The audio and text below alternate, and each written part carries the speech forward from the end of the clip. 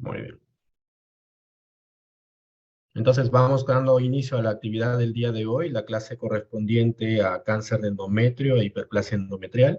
Mi nombre es Fernando Carvajal Urteaga, soy ginecólogo-oncólogo, trabajo en el Hospital Nacional Edgardo Rebagliati Martins. Para hablar sobre hiperplasia endometrial, tenemos que recordar los siguientes conceptos, ¿no? El primero, lo que es una hiperplasia. Una hiperplasia hace referencia a lo que viene a ser la proliferación exagerada de células maduras de un tejido. Entonces, ¿qué quiere decir una hiperplasia? Una hiperplasia hace referencia a la proliferación celular de células maduras, lo que trae como consecuencia un incremento del volumen de ese tejido, pero todas son células maduras. Metaplasia, ¿qué es metaplasia? Metaplasia es una transformación de un epitelio maduro por otro epitelio maduro. Por ejemplo, lo que ocurre en el cuello uterino en la zona de transformación. Y la displasia es la transformación de un epitelio maduro por otro epitelio, pero en este caso inmaduro. ¿De acuerdo? Esos son conceptos que se tienen que tener. Pero básicamente, ¿para qué sirve todo esto? Sirve para recordar que un epitelio maduro es sinónimo de tejido normal y un epitelio inmaduro es sinónimo de cáncer o precáncer. ¿De acuerdo? Esos son conceptos que tenemos que tener en consideración. Basándonos en esto, una hiperplasia endometrial se define etimológicamente como la proliferación exagerada de tejido endometrial. ¿De acuerdo? La definición y clasificación han ido cambiando con el correr del tiempo. Este evento de hiperplasia endometrial se produce por una estimulación prolongada con estrógenos en ausencia de progesterona. El diagnóstico requiere confirmación anatomopatológica por intermedio de una biopsia. Siempre recalco esto, ¿no? Que en este capítulo que están viendo ustedes, básicamente la parte de oncología, todo diagnóstico requiere una confirmación anatomopatológica, ¿de acuerdo? No va a haber ningún proceso neoplásico, preneoplásico o displásico en el cual ustedes vayan a tener un diagnóstico por una ecografía o por una tomografía o por una resonancia magnética. Siempre el diagnóstico de todas estas lesiones, incluido la hiperplasia, requieren una confirmación por el microscopio. Hay una clasificación clásica de la Organización Mundial de la Salud del siglo pasado, en el cual lo cataloga en 4 grupos a la hiperplasia, ¿no? La simple y la compleja, y aquellas que tienen atipia, también simple y compleja. Cada una de ellas con un porcentaje de progresión al cáncer, siendo la hiperplasia simple la que tiene el menor porcentaje y la hiperplasia compleja la que tiene el mayor porcentaje, cercano al 30%. ¿De acuerdo? Entonces, ¿qué cosa es una simplicidad, complejidad y atipicidad? La parte izquierda podemos observar lo que es el epitelio endometrial con ingreso hacia las criptas glandulares y el epitelio uniestratificado o monoestratificado columnar que existe. Bajo él se encuentra una gran cantidad de estroma, vasos sanguíneos, etcétera, etcétera. Ese es un epitelio endometrial normal. Cuando hablamos de complejidad, vamos a tener una proliferación de estas criptas glandulares, las cuales van a empezar a invadir lo que viene a ser el estroma, pero todo este epitelio siempre se encuentra dentro de una membrana basal, entonces no es una infiltración, simplemente es una proliferación exagerada de lo que viene a ser el epitelio glandular, teniendo una relación de estroma mucho menor con relación a la cantidad glandular en relación a lo que viene a ser un epitelio normal. Cuando ya tenemos la complejidad, vamos a tener que la proliferación es mucho más exagerada aún, como podemos ver acá en esta zona del medio, y si nos vamos hacia el lado derecho, podemos ver ya la atipicidad, con células en diferente morfología, en diferente tamaño, en pseudoestratos, etcétera, etcétera, etcétera. Entonces, la complejidad hace referencia a proliferación glandular, es un diagnóstico histológico, mientras que la atipicidad hace referencia a las características morfológicas, pero de una célula, no de un tejido. Por ejemplo, tenemos un endometrio normal. Acá en la parte superior podemos ver cómo tapiza todo lo que viene a ser el epitelio de manera homogénea y adentro de forma ordenada y armónica lo que viene a ser la formación de glándulas. En una hiperplasia simple vemos la gran cantidad de glándulas que empiezan a aparecer En una hiperplasia compleja, mucho más cantidad de glándulas. En una hiperplasia simple con atipia, vamos a empezar a observar lo que son los núcleos atípicos, ¿no? Núcleos grandes con relación a la cantidad de citoplasma celular, con la presencia de 2, 3, 4 o 5 nucleolos, lo cual ya nos hace ver la presencia de atipicidad y complejidad con atipia mucho peor. Pues bien, esta clasificación clásica de la Organización Mundial de la Salud carecía de reproducibilidad inter e intraobservador. Quiere decir que un patólogo podría decir que era una compleja con atipia, otro patólogo nos podría decir que se trataba de una simple sin atipia, entonces había mucha disparidad inter e intraobservador. Hacía más difícil determinar el tipo de hiperplasia en base a un fragmento de biopsia endometrial, y por lo tanto, al no tener un diagnóstico adecuado, no podíamos hacer un buen manejo. Y por lo tanto, se hacía necesaria una nueva clasificación más simple y aplicativa. En tal sentido, hubo una nueva clasificación que es la que está actualmente vigente y hace diferencias entre una hiperplasia endometrial no atípica y la neoplasia intraepitelial endometrial, que es el nuevo concepto que se está utilizando.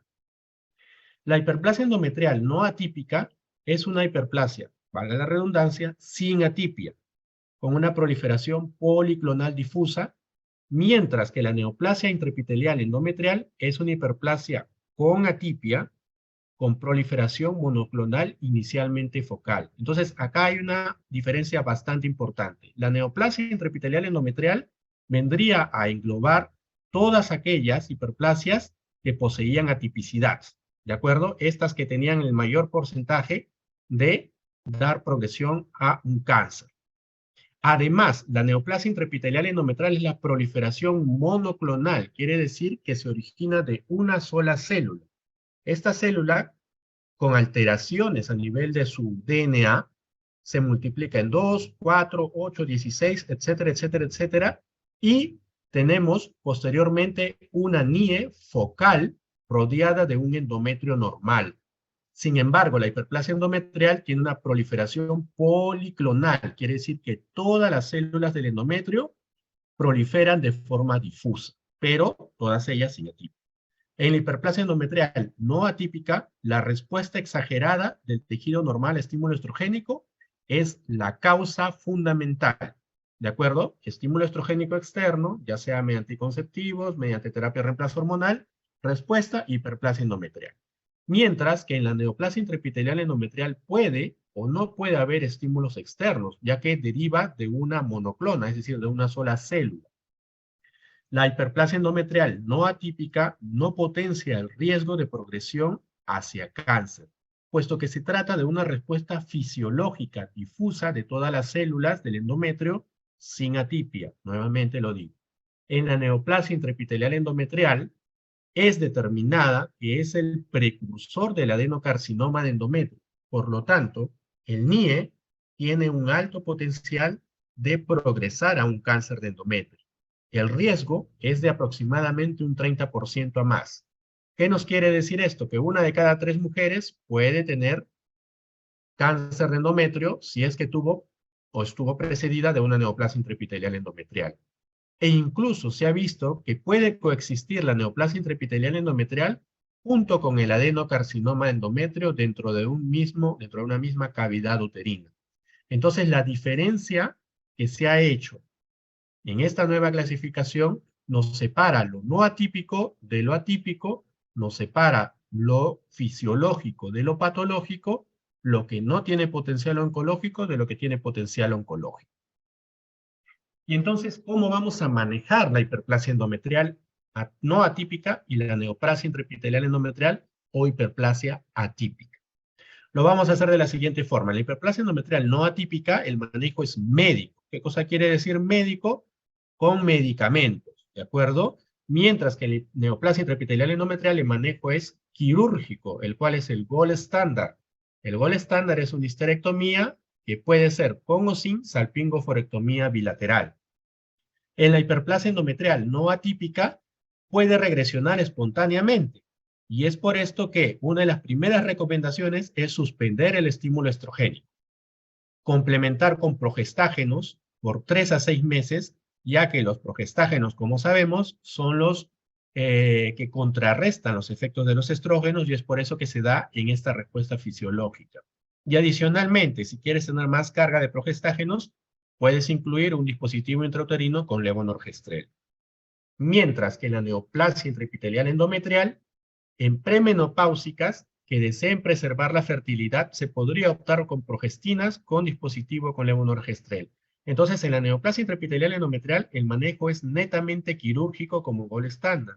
Y en raras excepciones en las cuales haya mujeres que no hayan tenido hijos, que todavía tengan edad reproductiva y que se encuentren con una neoplasia intraepitelial endometrial, no les vamos a poder sacar el útero. En esos casos muy excepcionales, daremos progestágenos. Pero repito nuevamente, el gol estándar de la NIE es un tratamiento quirúrgico, mientras que en la hiperplasia endometrial el tratamiento es médico. Vamos a hacer una pequeña mención sobre los pólipos endometriales, que también su sílabus lo menciona que tenemos que hablar sobre ello, que hace referencia a un tejido intrauterino compuesto por endometrio, glándulas y estroma.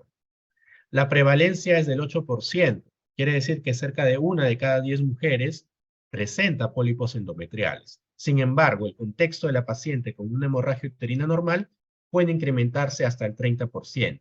De ahí que la hiperplasia, el pólipo endometrial venga asociado a la hemorragia uterina normal y es una de las causas de hemorragia uterina normal, como probablemente ya lo han repasado en sus ponencias previas. La etiología del pólipo endometrial aún no está muy bien establecida, sin embargo, se sabe que hay un estímulo hormonal basado en estímulo estrogénico y otros postulan un desbalance inflamatorio como causa de estos pólipos endometriales. El diagnóstico, como en todo lo que estamos comentando en este capítulo, siempre es anatomopatológico. La ecografía transvaginal y la histerosonografía son estudios de enfoque inicial. Quiere decir que usualmente para nosotros detectar un pólipo endometrial lo vamos a hacer a través de una ecografía transvaginal como enfoque inicial, pero ya saben que el diagnóstico siempre es anatomopatológico.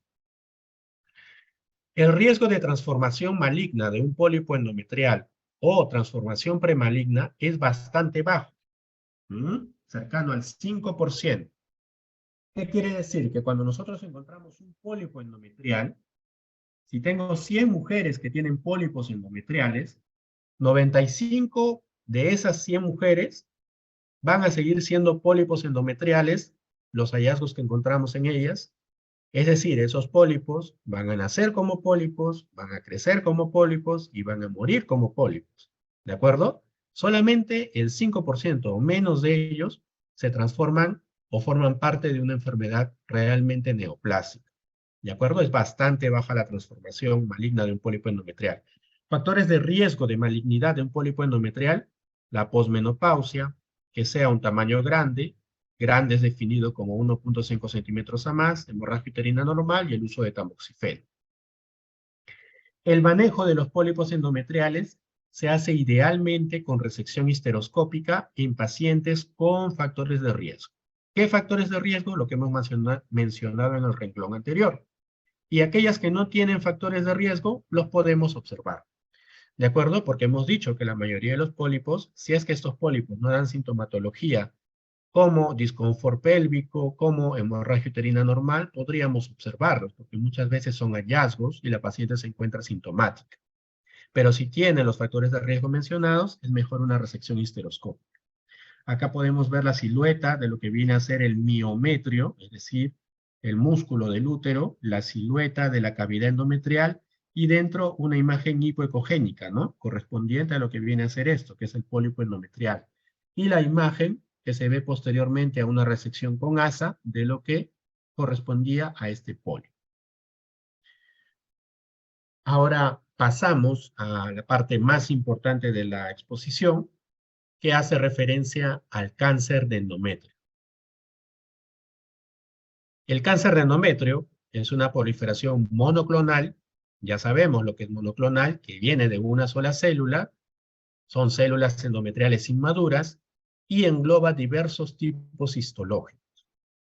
Por lo tanto, el cáncer de endometrio no es una entidad, sino es una familia de entidades con diferentes histologías que trae como consecuencia un proceso oncológico originado en el epitelio endometrial. La edad media para pacientes con cáncer de endometrio son los 60 años, vale decir, son mujeres posmenopáusicas. El diagnóstico del cáncer de endometrio se da en estadios iniciales en el 75% de los casos y este estadio temprano es en la mayoría de los casos un estadio 1. Entonces eso es, para nosotros los oncólogos, eso es algo bastante importante, porque uno de los factores pronósticos de supervivencia de un paciente oncológico es el estadio en el momento del diagnóstico. Y que 3 de cada 4 mujeres con cáncer de endometrio sean diagnosticadas en estadio 1 es algo bastante favorable para los pacientes. Es el cáncer ginecológico más frecuente de los países desarrollados. En nuestro país ocupa el tercer lugar dentro de los cánceres ginecológicos por debajo del cáncer de cuello uterino y el cáncer de ovario. En Estados Unidos, Europa, el cáncer de endometrio es la entidad oncológica ginecológica más frecuente, mientras que en nuestro país sabemos que se lo disputa el cáncer de cuello uterino junto con el de mama. El síntoma principal de un cáncer de endometrio, quizás es la parte más importante de la ponencia, es el sangrado posmenopáusico. ¿Qué sangrado? ¿Sangrado por la nariz? ¿Sangrado por la oreja? No, es el sangrado vaginal posmenopáusico. ¿Y por qué es importante el sangrado posmenopáusico? Porque este sangrado posmenopáusico del cáncer de endometrio se ve en el 90% de las mujeres. ¿De acuerdo? Es decir, casi todas las mujeres con cáncer de endometrio sangran. ¿De acuerdo? Y sangran desde el inicio, es decir, desde los estadios tempranos. Otros síntomas menos importantes y en estadios avanzados, que son la menor cantidad de pacientes, es el dolor pélvico, la distensión abdominal y el tumor pélvico uterino, que son inespecíficos de cualquier enfermedad oncológica avanzada, ¿de acuerdo? Pero el que deben recordar es el sangrado posmenopáusico. Factores de riesgo para el cáncer de endometrio.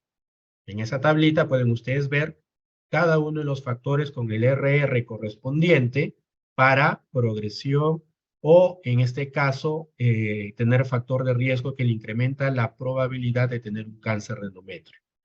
En este caso tenemos la nuliparidad con un riesgo relativo de 2 a 3 veces, la menopausia tardía, obesidad, diabetes mellitus, tratamiento con estrógenos sin oposición, tratamiento con tamoxifeno, que es un medicamento que se utiliza para el tratamiento del cáncer de mama, hiperplasia endometrial atípica, en este caso, la neoplasia intraepitelial endometrial, y el síndrome de Lynch tipo 2, que es una enfermedad autosómica dominante que engloba una serie de enfermedades oncológicas y una de ellas es el cáncer de endometrio.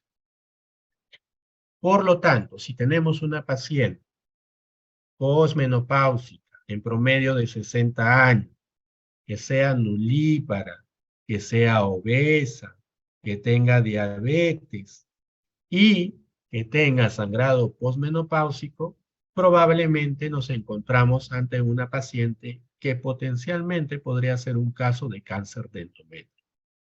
De todos estos factores de riesgo, los que quiero que recuerden son dos, que son los más importantes. La hiperplasia endometrial atípica, con un riesgo relativo de hasta 30 veces, y el síndrome de Lynch, con un riesgo relativo de hasta de 20 veces.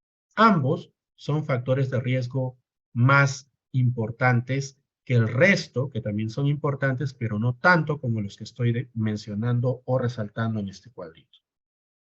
El diagnóstico, como todas las patologías de este capítulo, se ven a través de una biopsia de endometrio.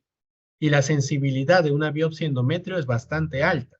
No es una situación compleja, se puede hacer incluso en un consultorio de forma ambulatoria y lo podemos hacer de diversas formas, mediante curetaje endometrial, legrado biópsico, AMEU, histeroscopía más biopsia dirigida.